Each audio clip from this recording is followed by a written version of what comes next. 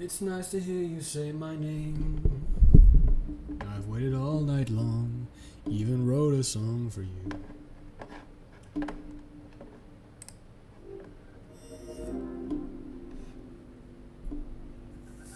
Now we have an idea of what we're going to accomplish with our personal project, and now I'm going to walk you through some of the tools that we have so that you can turn your idea into a reality.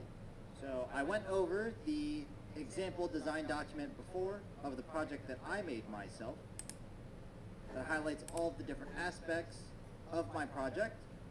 Now you can find a link to the example design document below this video.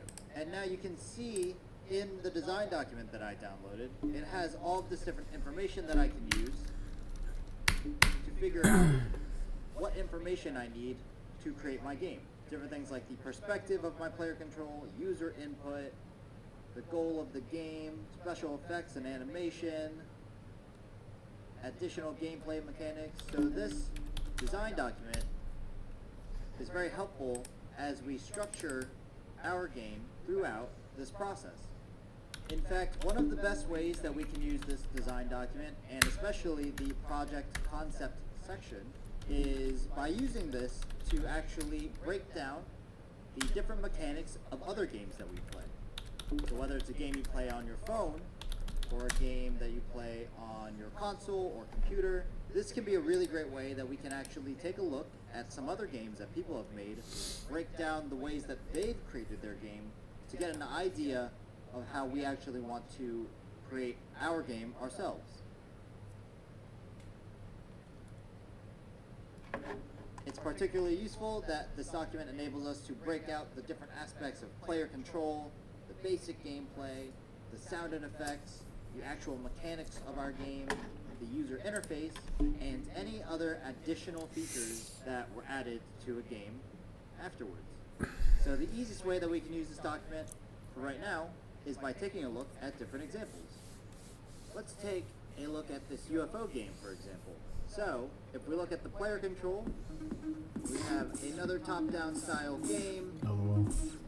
Our player can move with the arrow keys, can actually charge a beam and activate it to pick up all of these cows. Looks like We shit. have the cows that we're trying to pick up. We have these helicopters that we're trying to avoid. And the goal is to pick up as many cows as possible without getting hit by one of the helicopters. For the sound and effects, you can hear the cows moo when they're picked up. You hear the blip sounds happening. Helicopters. Fire or projectile. There's a sound for when we click to pick up I get the it, cows. bro. There's even some cool background music. We're getting scrolls.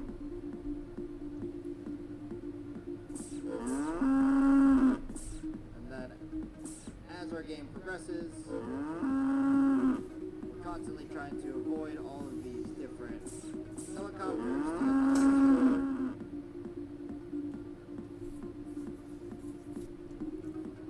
Until we get hit by a helicopter.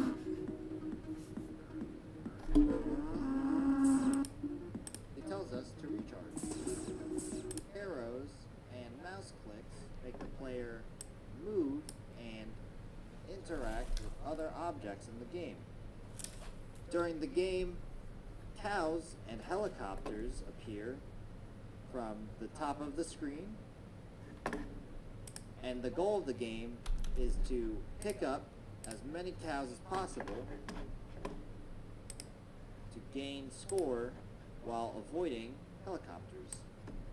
There are sound effects when a cow is picked up, a beam is activated, or a helicopter fires a projectile. There are particle effects when the UFO is hit and when the beam is activated. There will also be background music. And then as the game progresses, more cows and helicopters spawn, making it difficult to collect more cows. For the UI, the score will increase whenever a cow is picked up or a helicopter is hit by a beam. At the start of the game, the title doesn't appear, and the game ends when a helicopter hits the player. Games, seeing what some of the really basic mechanics and can learn as you try to figure out your own project that you're trying to develop. So take a look at your blank design document, go review other games, and we'll see you in the next step. Google Docky.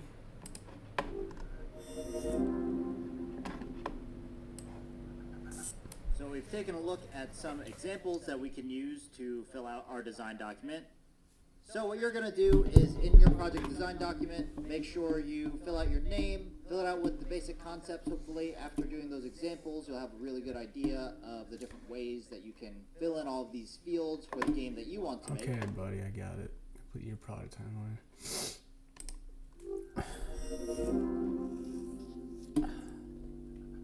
Alright, so now that we've listed all the different ideas to add into our project, from player control to basic gameplay, as well as additional sound and effects and mechanics, let's take a look at how we're going to get all of those things done through our project timeline. So with our timeline, we just want to think about how long we want to spend building our project, as well as the different things that we're going to do during those different days or weeks. So you can see here I've listed different dates that I plan to get some of these goals accomplished by, and some of them are pretty broad versus very specific depending on how much work I'm able to accomplish that week. And I've stretched it all the way out through 7 weeks to think about how I'm going to build this project to completion. In addition, if you find that you probably don't have enough time to build your project over these different weeks, I highly recommend adding different bonuses into the backlog, some nice features to have. That might not be necessary, but if you do end up having the time to complete them, they could be really nice things to add into your game. So with that, now it's your turn. You're going to go in and fill your project timeline with the description of the tasks that you're going to complete, as well as the due dates for each of those tasks. Try to think through your project creation. Okay. Let's get into this. Google Docky.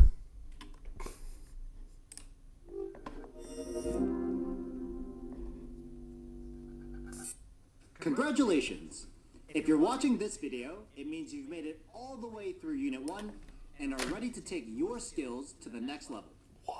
In this unit, we will create a much more interactive top-down prototype where the player has to throw food to hungry animals who are stampeding towards them. If you've ever had to face down a herd of charging moose with nothing in your hand but a slice of pizza, you'll know that's going to be pretty exhilarating. If you think about our first prototype, it wasn't really a game. The player was the only object that could move, so they could just take their time in this completely predictable environment. There was no real objective, excitement, or sense of urgency. In most games and interactive experiences, though, there are non-player enemies or obstacles outside of the player's control that force the player to respond. In order to respond, the player will usually have some ability like an attack or defense. And more often than not, there is also some element of randomness so that the experience is more exciting and unpredictable. All of these things are elements of basic gameplay. And that's exactly what we're learning to program in this prototype. Non-player animals will spawn at random locations, and it's up to the player to use their food launching ability to feed those animals. Yes. Even though we are programming one particular type of game in this unit, you'd be amazed at how far these skills will take you. Just about every great classic game ever made draws on these fundamental ingredients of basic gameplay. Right. So let's start creating. Okay.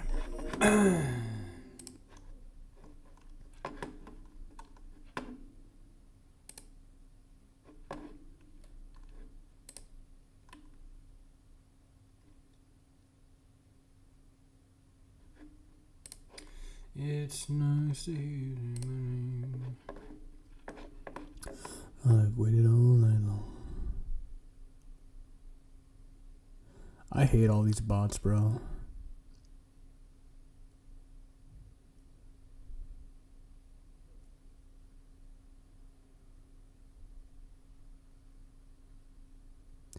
Oh, you're not a bot, bro.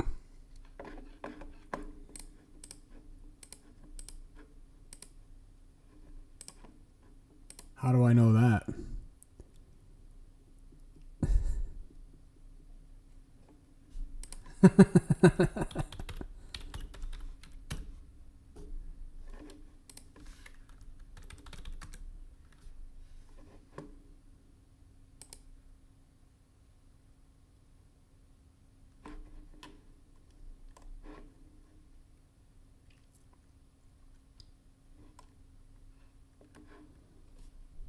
Look up your account.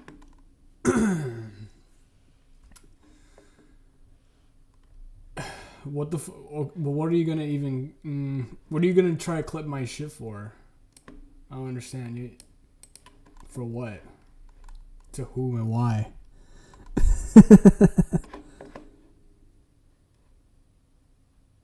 You're a clipper dog? Okay.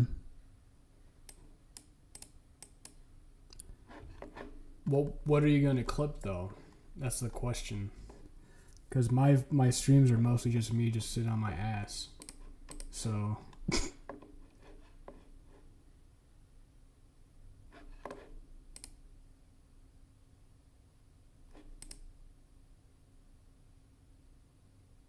my funny moments.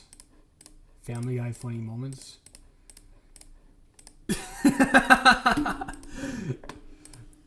I didn't know I was funny. That's news to me.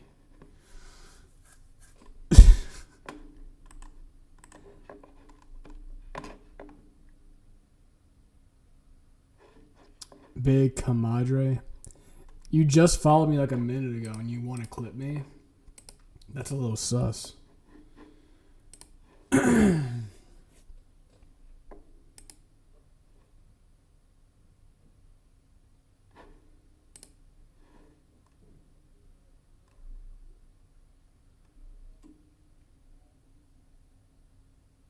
What's the catch?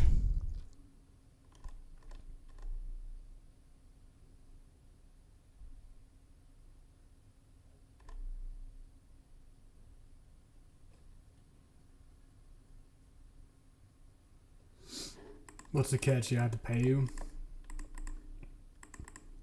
You're like, yeah, bro, I got all these followers, all these likes and shit.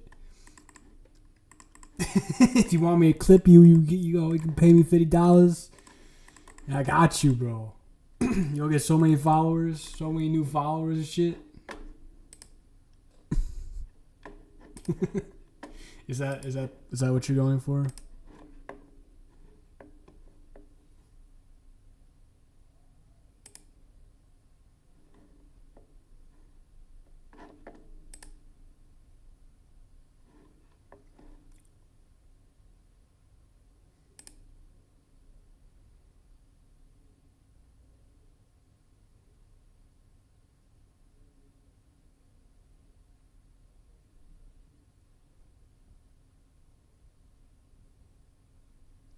Bro, I just like helping out small creators. I used to do it for no money when I clipped massively. I don't know, homie. You just sound kind of sus.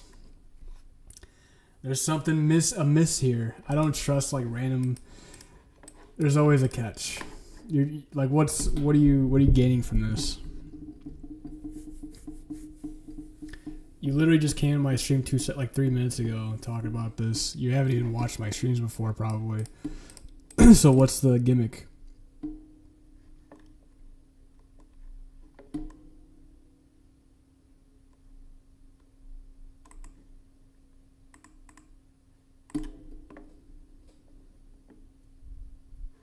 He does it from the kindness of his heart. I don't believe that. I've been in sales for too long to believe that. Next thing you know, people are fucking stealing your face and shit. I don't know, bro. That seems kind of sus.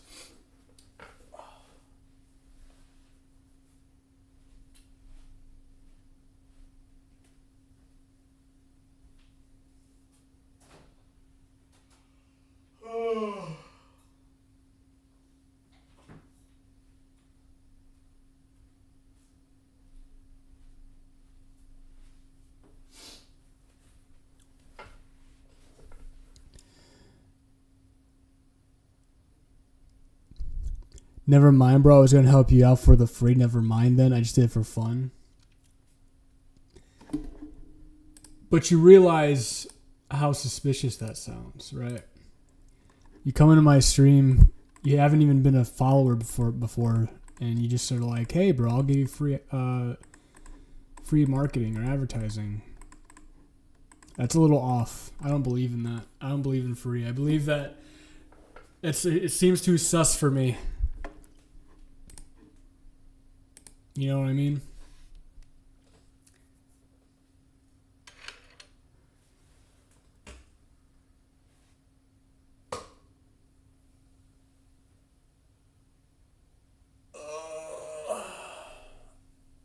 There's always a catch to something. I don't believe in just random ass people being like, "I'll help you out." Nah. Next thing you know, you got duct tape over your mouth, and you're fucking locked in a little box.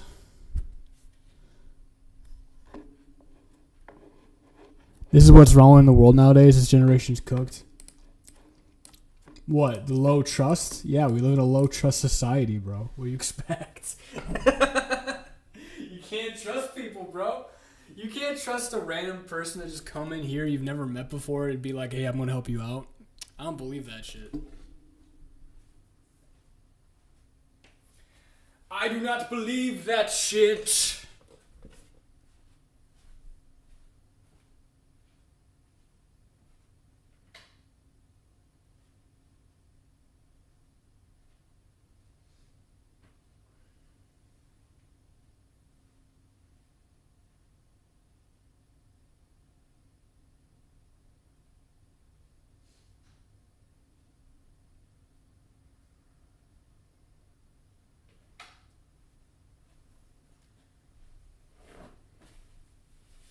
I've had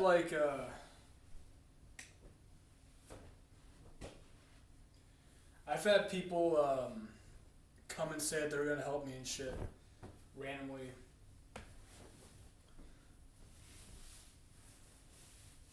And there's always something off about it.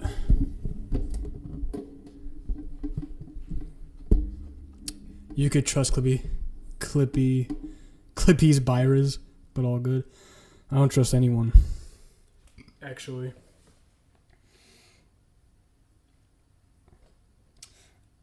I remember this lady said she was going to give me money for free, and she did, but there was something off about it. So there's always something off about free service. I think there's something off about it. It feels wrong. So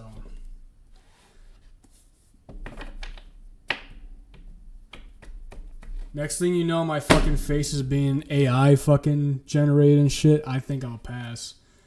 I don't really want to be popular, bro. I'm gonna be honest with you. I want to keep my small community. Like, popularity is a poison. So I think I'm gonna pass on that. But thank you.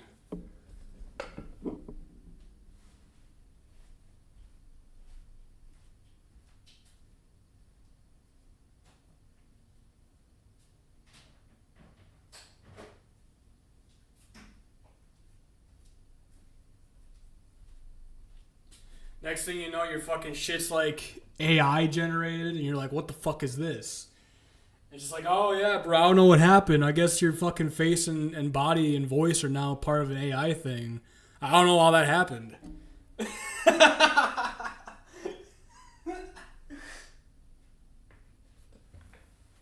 Oops.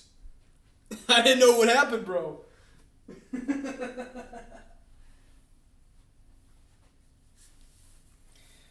No, I don't give you permission to take my shit. Thank you, though.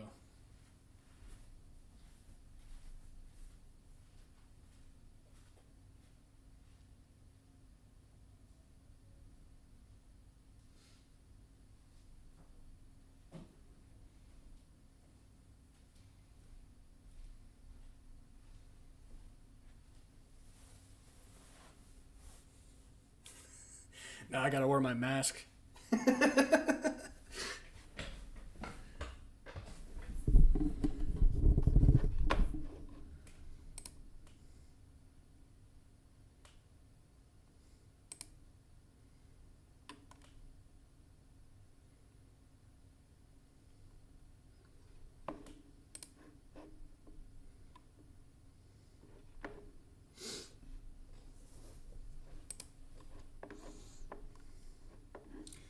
I just want to clip you, bro. Trust me, bro. I just want to take your essence and use it for my own content. Trust me, bro. Trust me. I got you, bro. Don't worry about it. Look up my name later. It's me doing some crazy shit that I've never done before because AI generated. And I'm like, what the fuck is this? Fuck that.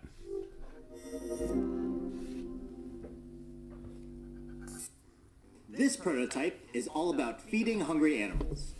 So the first big decision to make is what kind of animal... Matter of fact.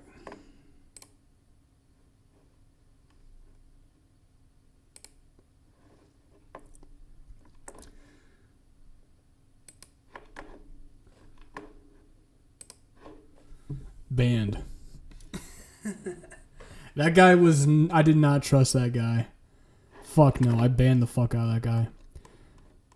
Check, check, check, check, check, check, check. When I banned that guy just now, 3 of my viewers dropped. So that means he was probably going to start clipping my shit without my permission. And he doesn't have that, so... you want to feed...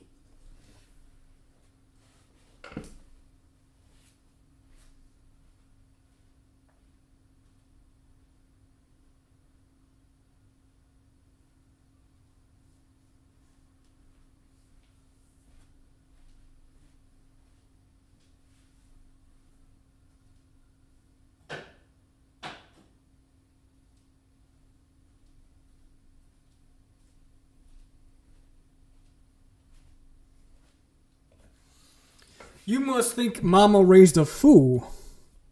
You must think Mama raised a fool. Sorry, sir, but you get banned. You must think Mama raised a fool. Sorry, buddy. You have been banished from the Taz realm. There's no such thing as a free lunch out here. And what you want to feed them.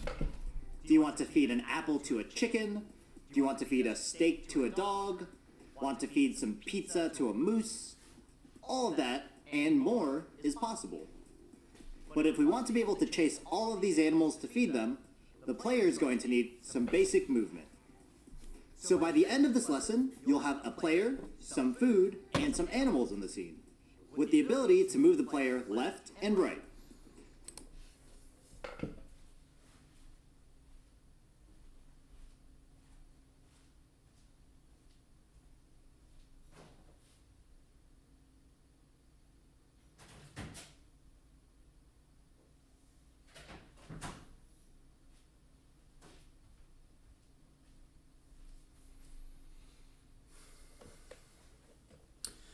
That annoying ass guy threw me off my concentration now. Shit.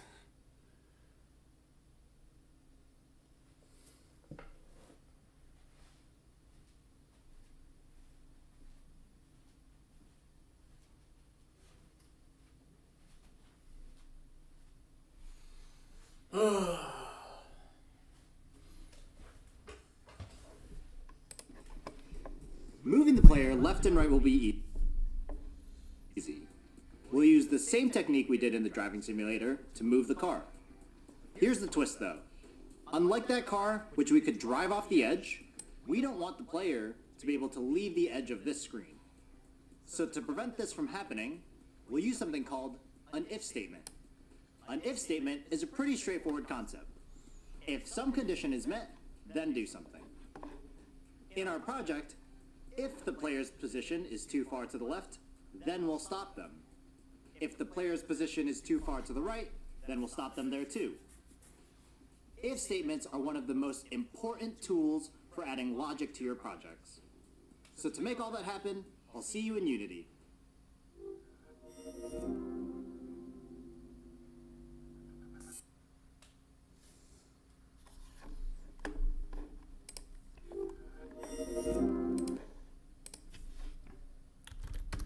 It's nice the way you make me feel. I've waited all night long, even wrote a song for you.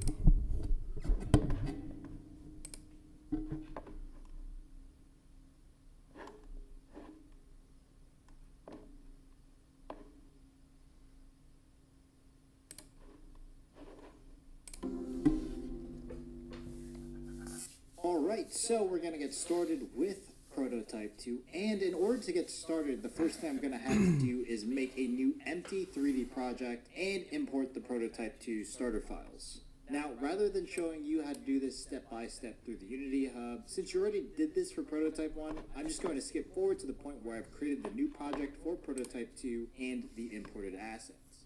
There are instructions for how to do that beneath the video for you to follow in case you forgot how to do this. Okay, now I've skipped forward to where I've created a new Prototype 2 project, and I've already imported the Prototype 2 starter files, so I just need to open the scene. In my project window, in my assets folder, I'm going to select these scenes. I'm on fire, and now I think I'm ready to bust a move. Check it out, I'm rocking steady to the beat in my head that goes, oh, oh.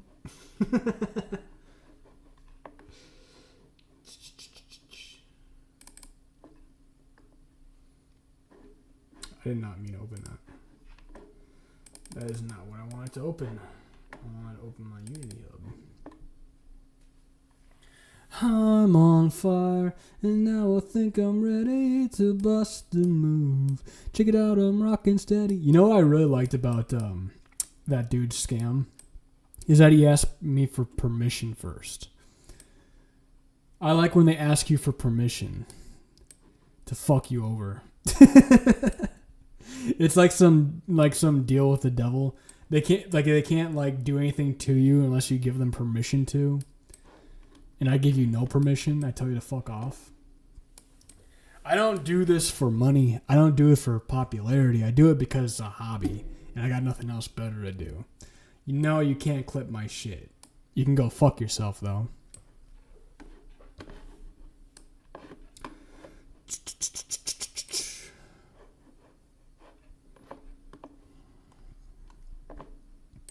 You can go fuck yourself, though.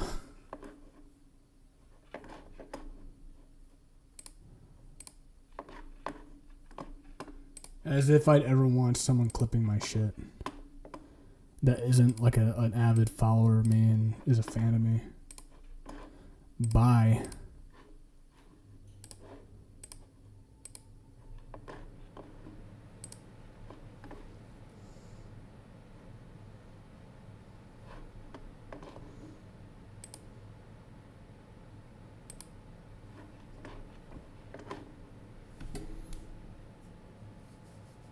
That's like the benefit of getting older. Like you're able to sniff out bullshit faster. Like if I was like 20 years old or like 21, I probably would have been like, yeah, bro, you can do that. Durr. Next thing you know, I'm getting fucked over somehow. Or I have like bots flooding my shit. Pass.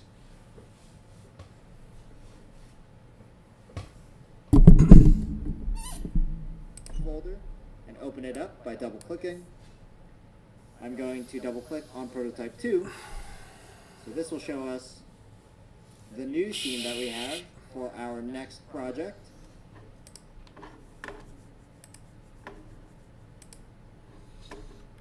we gotta make this.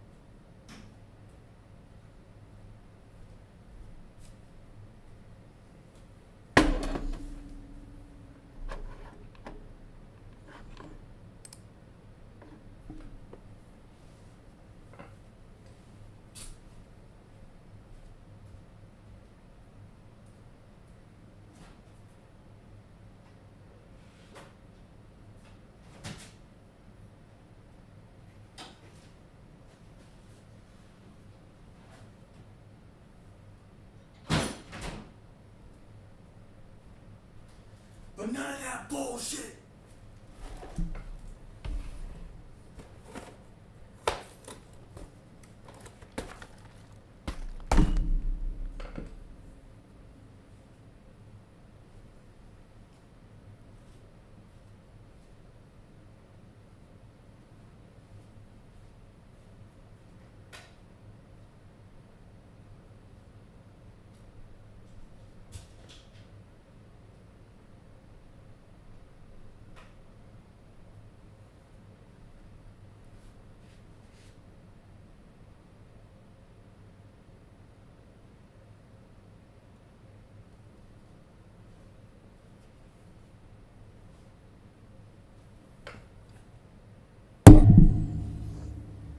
Yo, what's up, Granite Gift? I see you in here.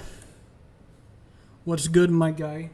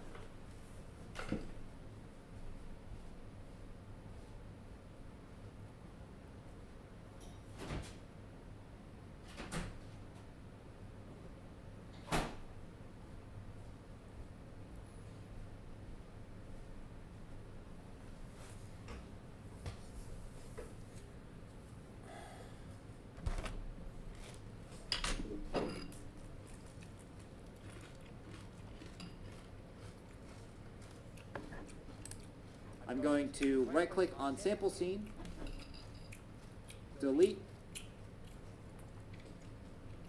and then last but not least, I'm going to reset my layout to the new layout that I had created. So on the right side of Unity, underneath the layout button, select whichever layout works for you best. In my case, my personal layout I've created. And now, we're ready to get started.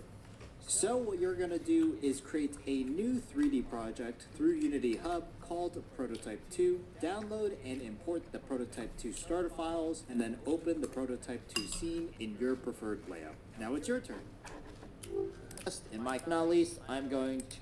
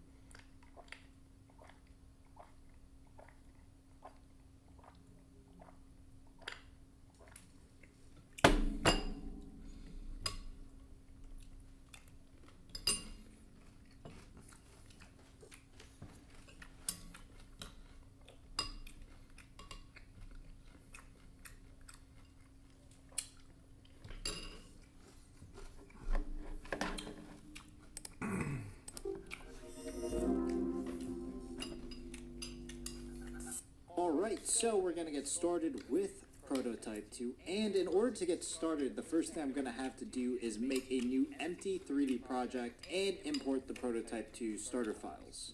Now, rather than showing you how to do this step by step through the Unity Hub, since you already did this for Prototype 1, I'm just going to skip forward to the point where I've created the new project.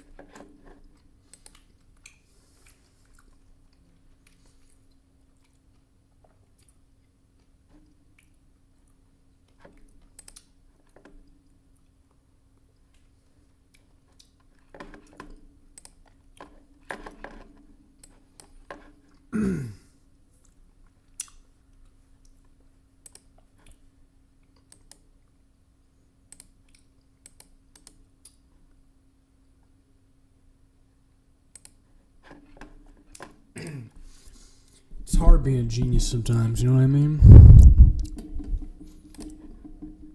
But someone's gotta shoulder that burden, I guess. I don't know.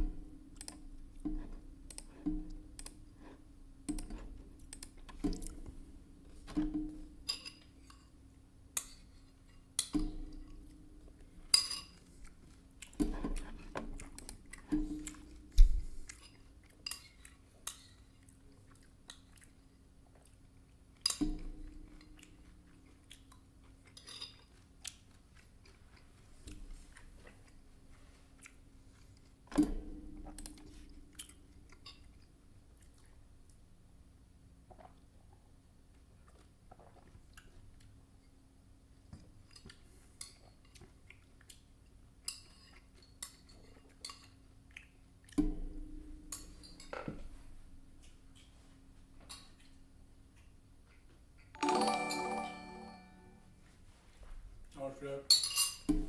What was that?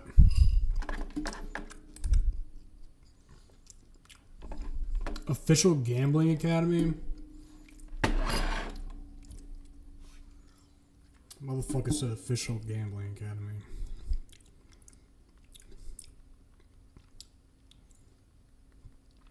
You do realize gambling is degenerate, right?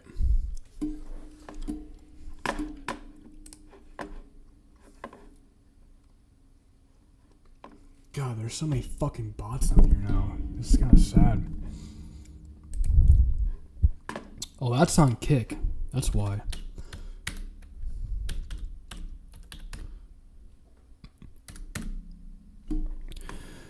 Don't fucking gamble, people. I know there's a lot of fucking shitty ass fucking gambling sites now.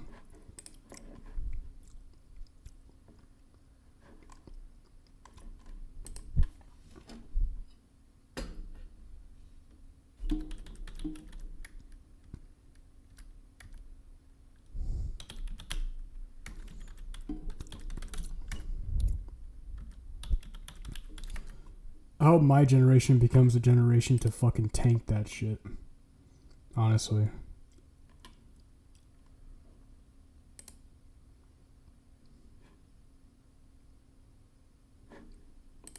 This looks like a real guy. You know what? He probably has a bot just following random people around for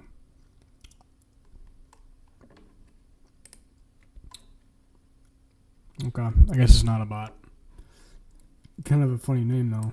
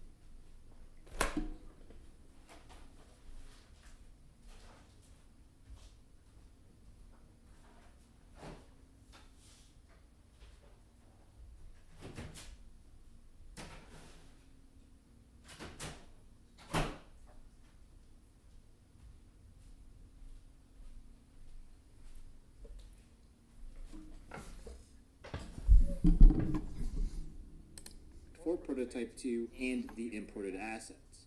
There are instructions for how to do that beneath the video for you to follow in case you forgot how to do this. Okay, now I've skipped forward to where I've created a new Prototype 2 project and I've already imported the Prototype 2 starter files, so I just need to open the scene.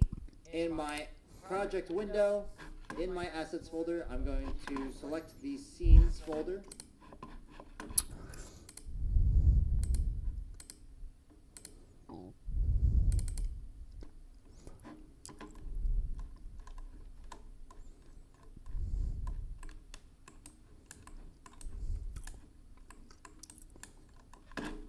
And open it up by double clicking. I'm going to double click on Prototype 2. So this will show us the new scene that we have for our next project. I'm going to right click on sample scene, delete. Should I put a shirt on? I'm like so not in the mood now. That guy came in here and killed my vibe. I have to like think of a way for me to I don't know. Do something.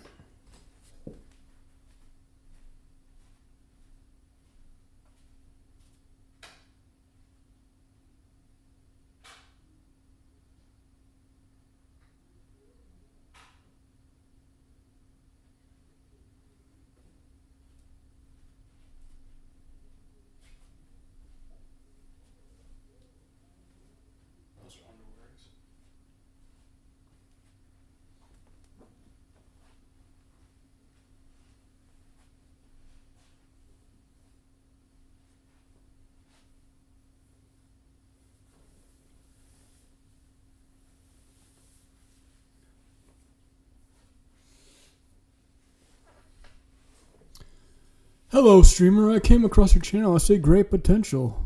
All these fucking bots. They're mostly on Kick. I might stop streaming on Kick for that.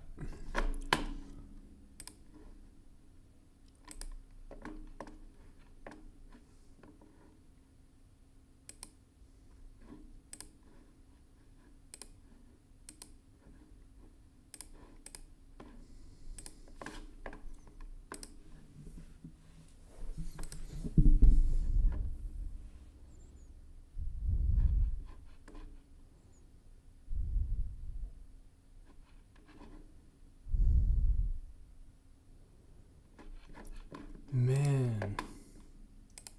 Y'all seen this shit? Account created 5 minutes ago. Jesus. It's a bot night. It is a Saturday bot night. This is why the internet's not fun anymore, man. The internet's not fun anymore because all the fucking bots and AI. It's like it's not fun to even be on here. Like I feel bad for all like the people who are like NEETs and shit that don't go out much. Like it's gonna get more difficult as you get older once everyone's like off the internet for good because of how shitty it is now. It's gonna be more difficult to make friends because a lot like we grew up on the internet, you know. And since we grew up on the internet, like we made a lot of friends and connections on the internet. But now that the internet's sort of going away, what with all the flooding of inauthentic experiences coming on here, trying to find people who are not like shit, it's going to be difficult, you know, like in real life.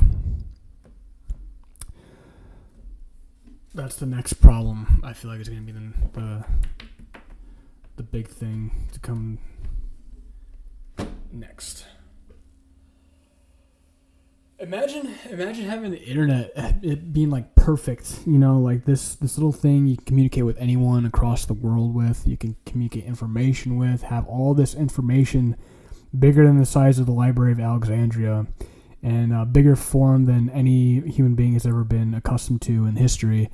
You can talk to anyone on here. You can do whatever you want, make whatever you want here. It was a great invention. And for fucking 3 decades, it's been good. And then the last couple of years, they've been mudding it with AI and all the fucking bots. And it's like, it makes it not worthwhile to be on here. It's bad now. It's not good anymore. Which sucks because it's a really good tool. It's one of the best inventions I think humanity has actually ever created. But, you know, I guess everything has to come to an end at some point.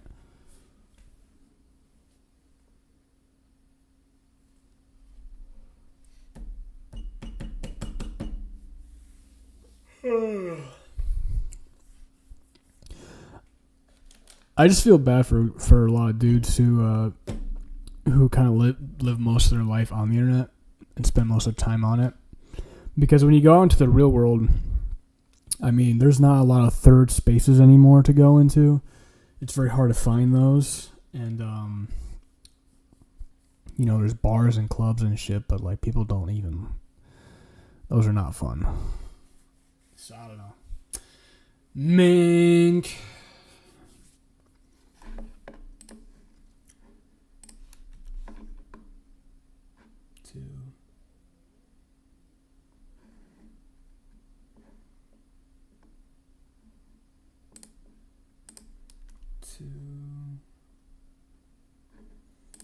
I imagine YouTube's probably 3.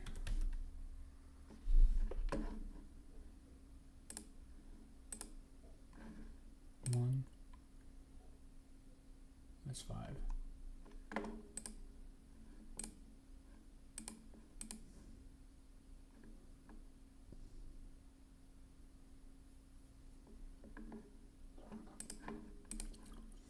Man, where's Letitia and Granted and Nate at?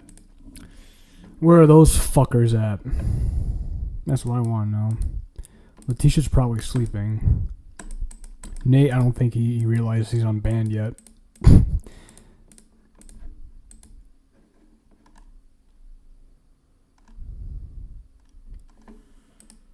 And the hoes are, of course, they're not going to be here because they're there for a season, as we all know. Boring. Police, I'm going to reset my layout to the new layout that I had created.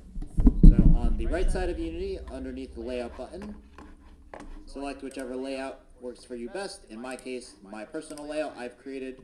And now, we're ready to get started. So what you're going to do is create a new 3D project through Unity Hub called Prototype 2, download and import the Prototype 2 starter files, and then open the Prototype 2 scene in your preferred layout. Now it's your turn. Now it's your turn. Oops.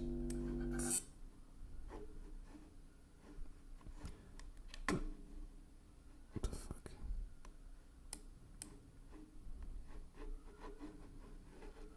How the fuck did I put this back?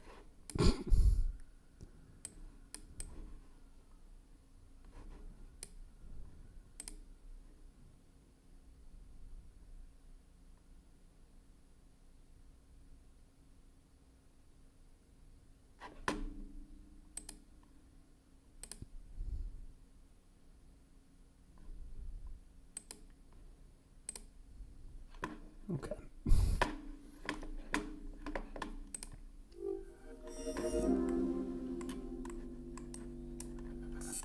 Alright, so we've got our scene set up here, and you can see it's pretty empty. There's nothing really happening aside from this background down here that you can see.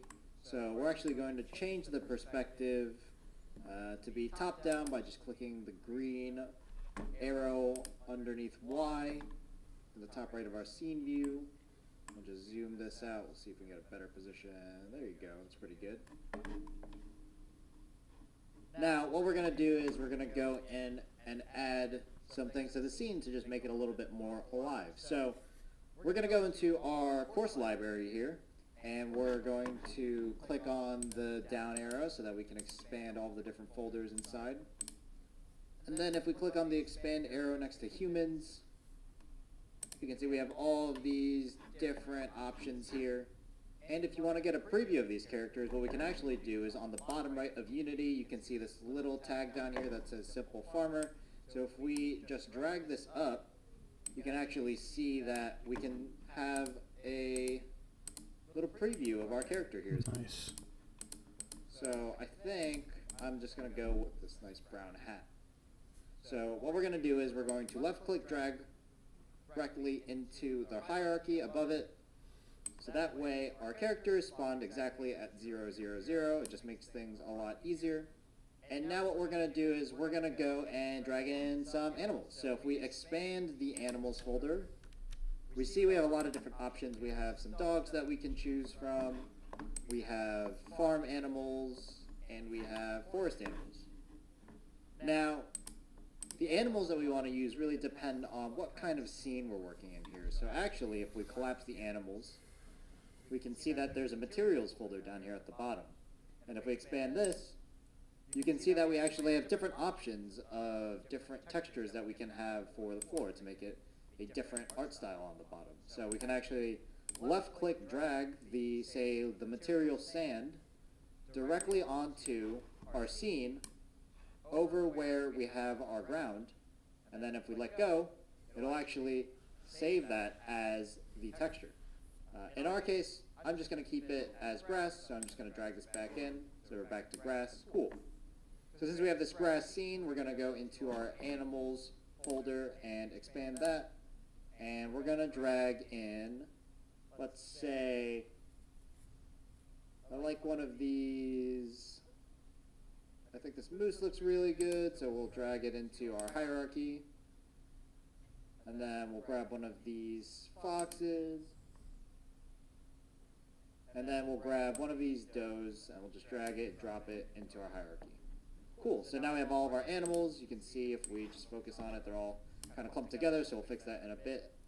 One last thing that we're going to add is these animals probably need some food, so we're actually going to go and open up our food folder. And see, we have different things like pizza, we have cookie, we have an apple. I think in this case, we'll give the animals some pizza, so we'll just drag and drop that into our hierarchy. Cool. So now what we're going to do is we're going to reposition our animals and our pizza so that they're all out of the way. They're not all just clumped together. So if we just go here and then we zoom out using our scroll wheel. Cool. So we're going to take our moose, for example, and we're going to control left click so that we snap it to every one unit, and we'll just bring it out to, let's say, 12 for now. And then we'll drag the moose over, so using our X arrow over here, control drag it to the left. Cool, good enough for now. We'll take our fox and we'll do the same thing, so we'll just leave this one in the middle. And then we'll take our doe, control click on the doe with the blue arrow, and then control click on the red arrow to move it to the side. Cool. So now that we have all of our animals, let's move our pizza out.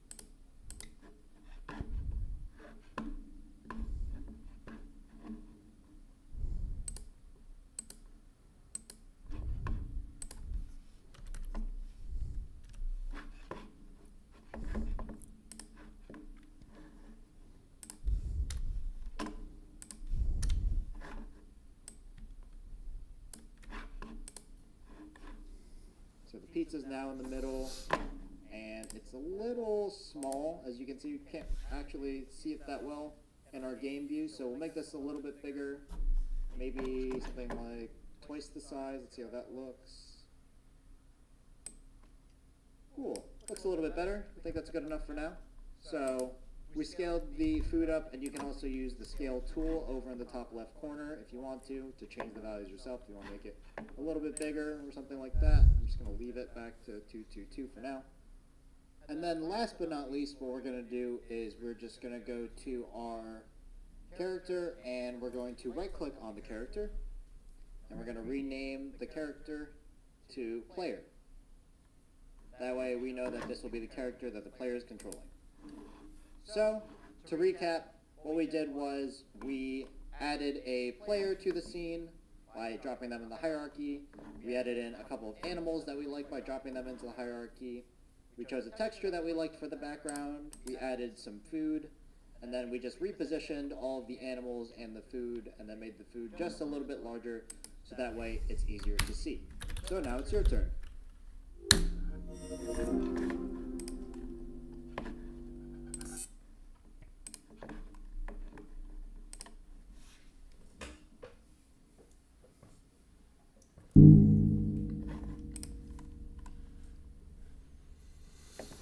Oh yeah, I gotta do this every single time.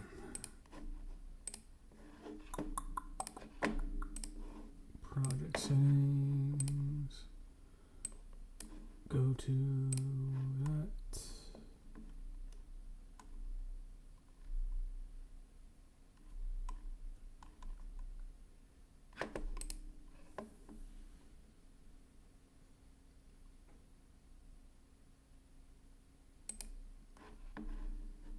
Active input handling.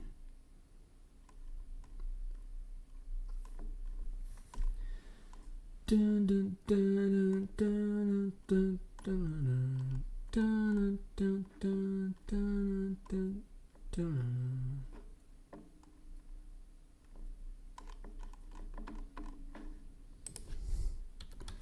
Grease.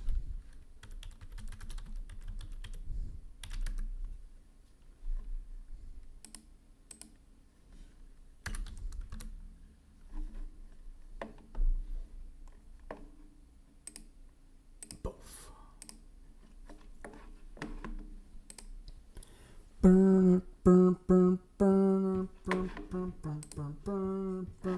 is Saturday, isn't it? I kind of forgot that.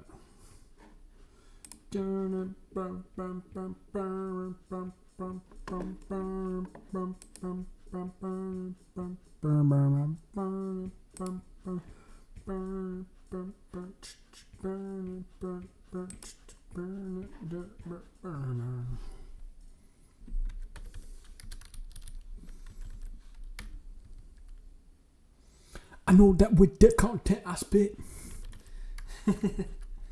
I know that with the content I spit.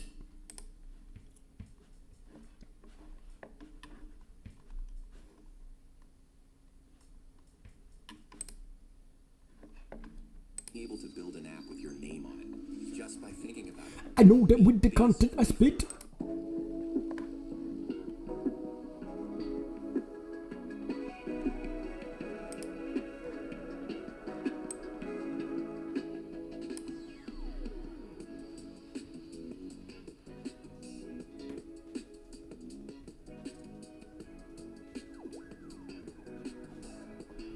That's nice. That's definitely going in the stream playlist.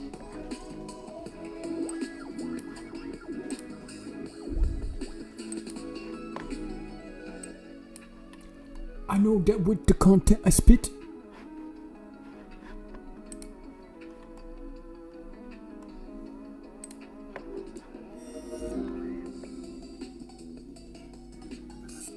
Okay, cool. So we've got our scene set up, we've got our animals in there, we've got our piece of food, and then we have our character.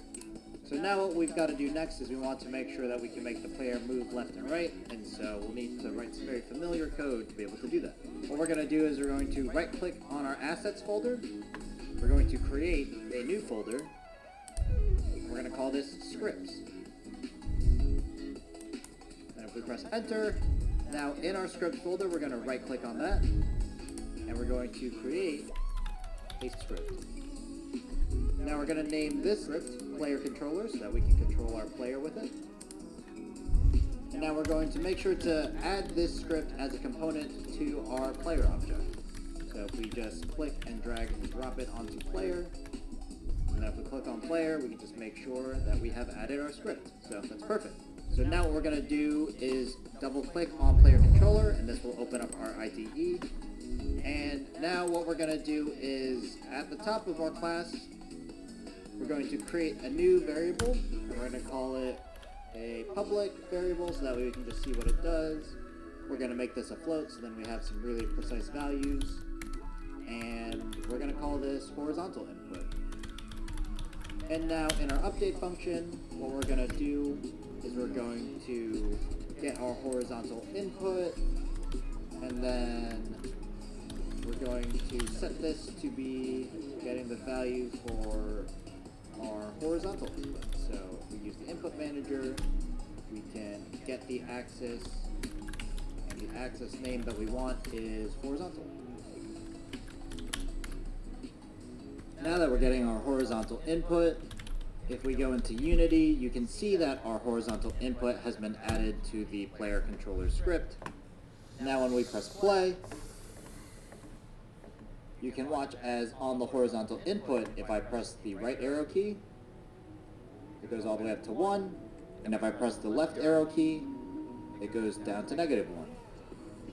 So, now what you're going to do is, in Unity, you're going to create another script folder underneath your assets folder, and you're going to make a player controller script. And then you're going to attach that player controller script to the player, and then we're going to open up our script in our IDE. In our IDE, we're going to add a horizontal input variable to our player controller script, and then we're going to add one line of code so that way we can get the horizontal input, and then set our variable to that number. Now it's your turn.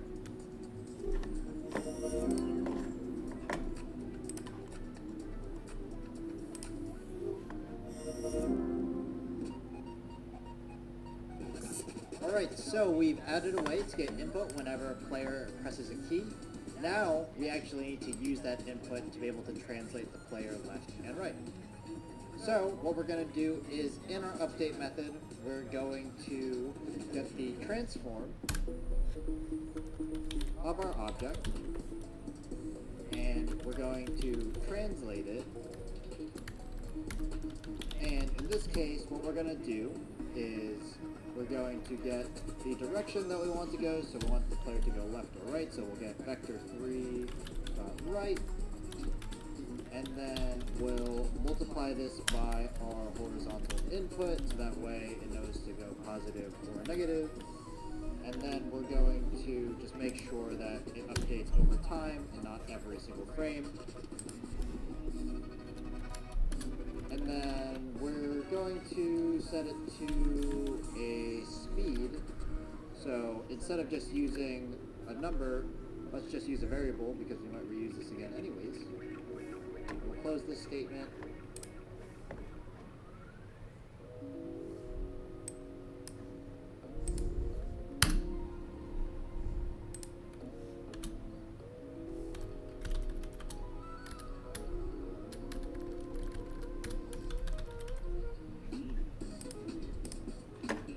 Now the speed variable is yelling at us because it doesn't actually exist yet, so we're going to create that. We'll make this a public variable as well, so we can see and change it as we need. This will also be a float, so we can be really precise. We'll call this speed, and for now we'll set this to be about, maybe let's call it 10. So now if we save, and then we go back into Unity, now when we press play in our game view, just make it a little bit larger. As we go left and right, you can see that the player moves back and forth, which is perfect. That's exactly what we want. Now, we have another problem here where the player actually goes off the screen, which is pretty bad. Actually, in fact, you probably just have the player fall off of this map, which is definitely not something that we want to happen. So, we're actually going to fix that in a later part. So, to recap, we added a new variable to our player controller script called speed. We made it a public float so that we can change it whenever we need to later. And then we added another transform.translate method to be able What's to this? player left or right over that speed over a certain time. Garden Flowers, this is the best stream on Twitch. That's what this is.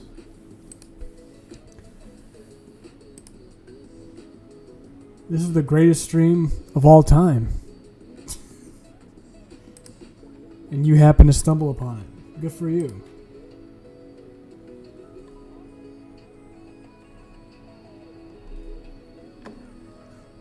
Garden Flowers, I'm glad you're here. I'm making a game right now.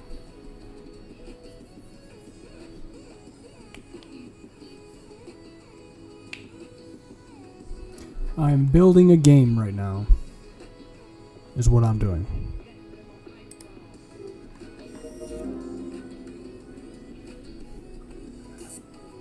Great. So we've added a way to be able to control the player and move them left or right.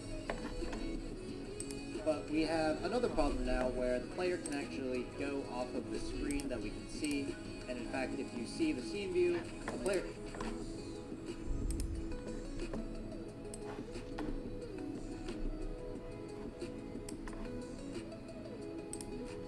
can actually just go all the way off the screen, and then eventually they might actually just fall off the map, which is no good. So what we're going to do is we're going to set a boundary so that the player cannot leave this area and they'll stay within what we can see in the game. In order to do that, we're actually going to start using some logic in programming so that we can control when we want something to happen and when we don't. If we go over to our IDE, now in our IDE, what we're actually going to do is we're going to add something called an if statement to our update. So if we go to our method and we create a new line by pressing enter, now we can type in if, and then we'll put next to it some parentheses, and then if we press enter and add a curly bracket, which is just under your minus key on your keyboard, and we'll press shift to make that curly bracket. Why? Because if we just press the button where the curly bracket is will make square brackets, and that's not something that we can use, nor do we want right now. So this is an if statement. What will happen is, when this line of code happens in our update function, if the thing inside of these parentheses is true, if it's something that is happening, then it'll do whatever is inside of this code block. So what we're going to do is, we know that the player is moving left or right on their X position. Now, we want to bound that within a certain range, so that way they don't go off the screen. So what we'll actually do is, in our if statement, where we're checking what's going to happen, we're going to write transform, and then we're going to get the player's position, but we're going to get the X value specifically. And we want to make sure that it's less than -10. Now there's a problem here because, as we know from before, less than is not something that you can tell a computer. If you remember, there's a lot of different symbols that you can use, like plus sign or the minus sign. What we're going to do is, we're going to use a left caret symbol. And so this means less than. So, if the current object's position on the X is less than -10, now we can do something. So now that we know that whenever the player's position gets to less than -10, what we're going to do is, we're going to get their position, and we're going to set it to a position that we want them to go to. So we're going to use a new vector 3. That way we can create a position that they go to. Because we don't want the player to go less than -10, we want to keep them at -10 whenever they try. So we'll put -10 for the X value. But their Y and their Z positions never change. So if we type transform dot position dot Y, that'll get their Y position, and then transform dot position dot Z. And then if we close off that statement, now if we save and then we go into Unity, and now when we press play,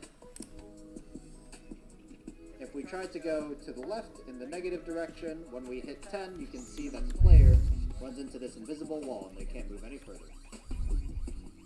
So going into our IDE, what you're going to do is, you're going to write your own if statement in the update function to get the player's position, and if it ever goes less than -10, so say -11, just set their position to be a new vector 3 for their position to be at -10, but we don't want to change their Y or their Z. Now it's your turn.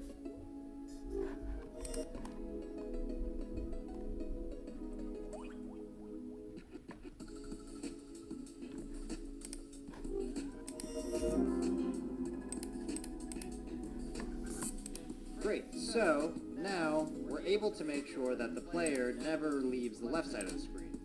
However, the player can still leave the right side of the screen, and that's definitely not what we want to happen at all. So, we're going to go back into our IDE. Now, in our player controller script, you can see that we have this if statement.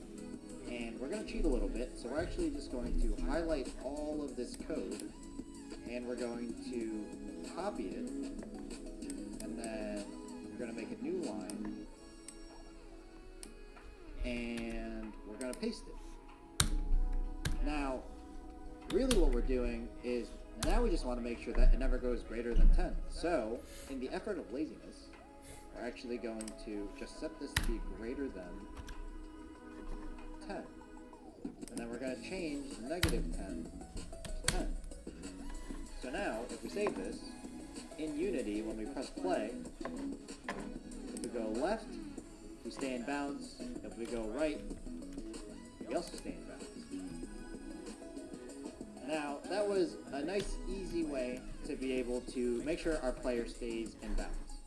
Now, we do have one problem where we're using the numbers -10 and 10 multiple times. And so, what we're going to do is, we're actually just going to make a variable for this. So So that way we don't.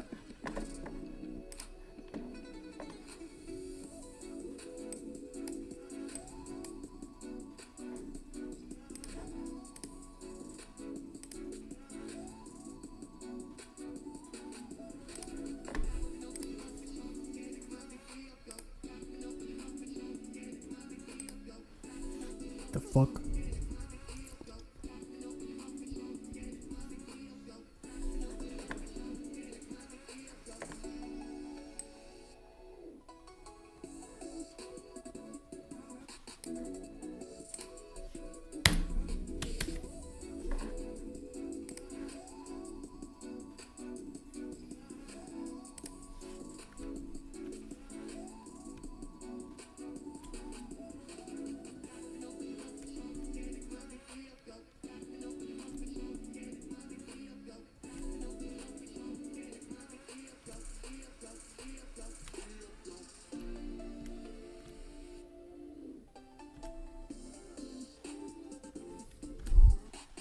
I remember watching a video of Terry Davis talking about object-oriented programming and how he didn't like it. You can kind of see why, because sometimes a lot of these objects, like, you don't actually know what they do. I mean, you can kind of guess what they do by the names, but I completely understand what the grievance was about.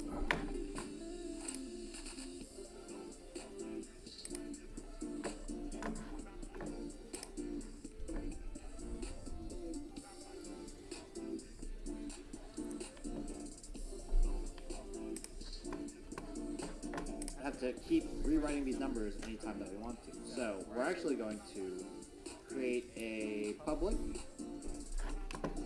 float. We're going to call this one left bounds, so that it's the left boundary of the screen. And we're actually just going to set this to -10 right now. And we're going to do the same thing for the right bounds. So public float right boundary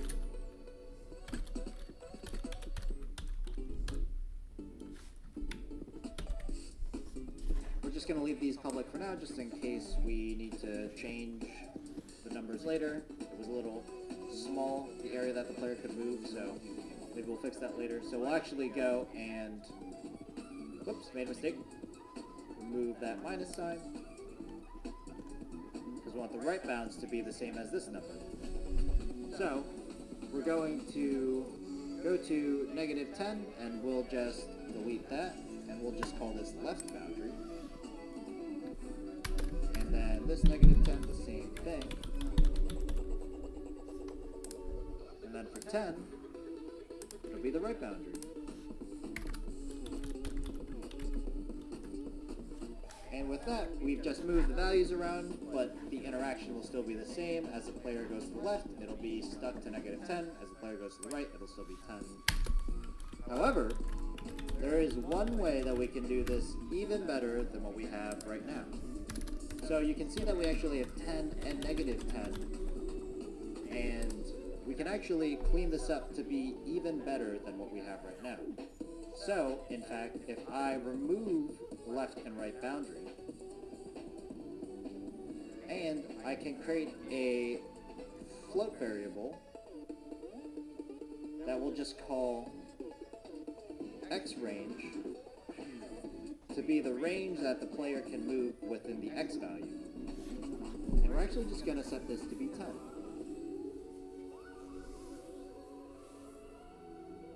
Now, the computer's mad at us because these variables don't exist anymore, so we're actually going to change the left boundary, and we're going to make this a negative x range. Okay, it makes sense to me.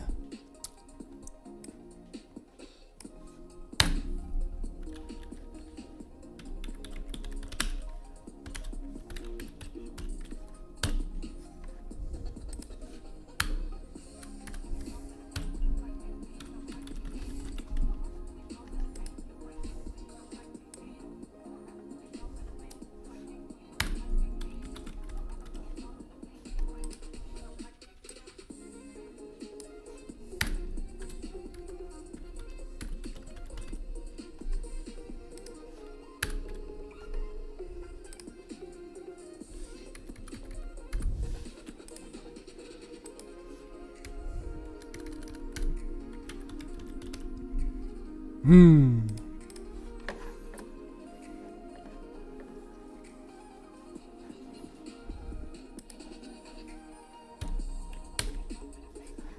will immediately turn that 10 into a negative 10.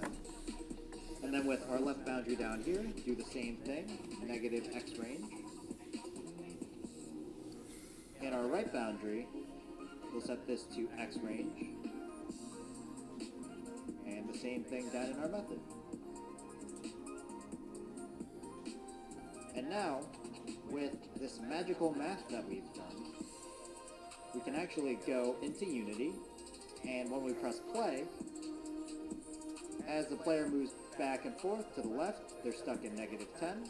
As they move to the right, they're stuck in 10.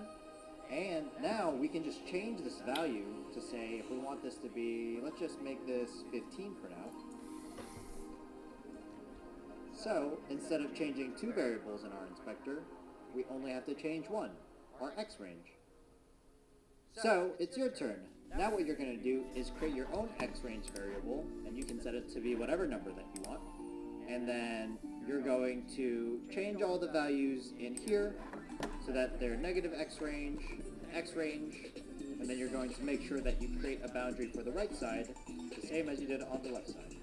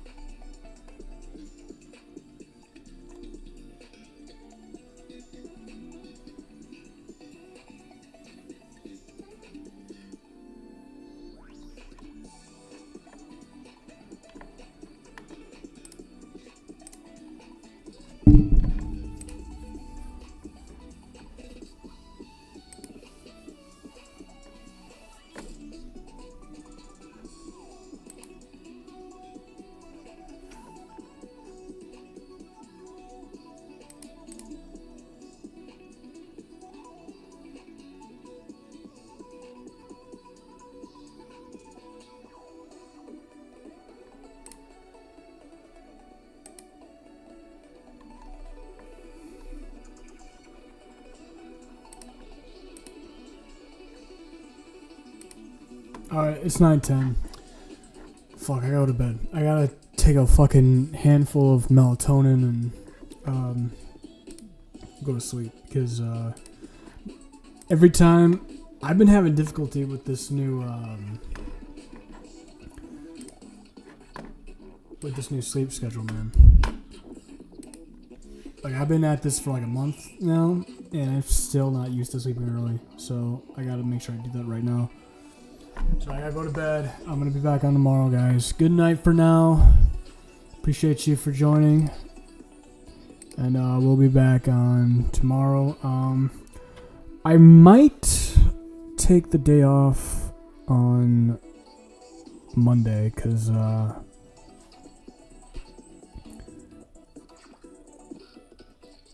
it's gonna be cold as fuck tomorrow. And I feel like doing more stuff. So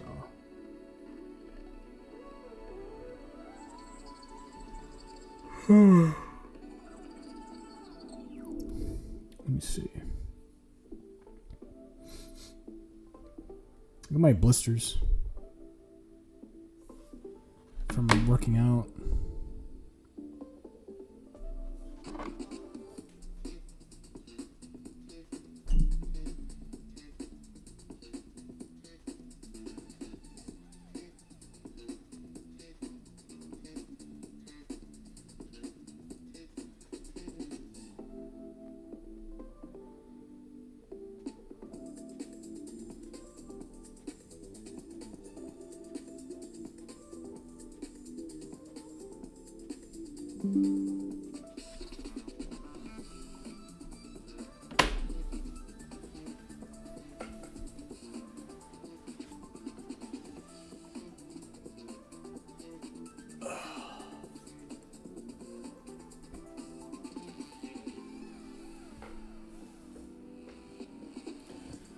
I'm going to bed. Good night, everybody.